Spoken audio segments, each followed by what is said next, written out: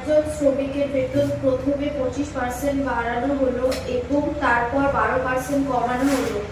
একজন শ্রমিকের বেতন প্রথমে 25% বাড়ানো হয়েছে, তারপরে 12% কমানো হলো। তারপরে আবার কি করেছে, 12% আমার কমিয়ে দিয়েছে। তারপরে তার বেতনের শতাংশ পরিবর্তন কত? তার বেতনের শতাংশের কত পরিবর্তন হয়েছে? একজন কর্মচারীর বেতন প্রথমে আমার কি করেছে, 25% বাড়িয়ে দিয়েছে, তারপরে আবার 12% কমিয়ে দিয়েছে। তাহলে তার মূল শতাংশের কত পরিবর্তন হয়েছে? কোন একটা জিনিস যখন সাকসেসিভে বাড়বে আর সাকসেসিভে কমবে, তখন আমরা কি করব, এ বি ফর্মুলা করে দেব, a + b + ab বাই 100। এই নিয়মে আমরা এই অঙ্কটাকে করব।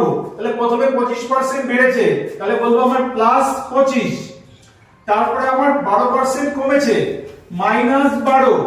এইবার দেখব ab, a আমার কত, a আমার আছে 25 আর b আছে আমার 12। তাহলে ab বাই 100, আর এর সামনে কি বসবে, এটি যেহেতু প্লাস আছে আর মাইনাস আছে, প্লাসে মাইনাসে মাইনাস হয়ে যাবে। তাহলে দেখো এই 25 থেকে যদি 12 চলে যায় তাহলে আমার পড়ে থাকছে 13, আর এদিকে আমার -25 দিয়ে যদি কাটি, 4 25 100, 4 দিয়ে 3 4 12, তাহলে আমার এদিকে পড়ে থাকছে 3। 13 থেকে যদি আমি -3 করে দিই তাহলে কত থাকবে আমার 10।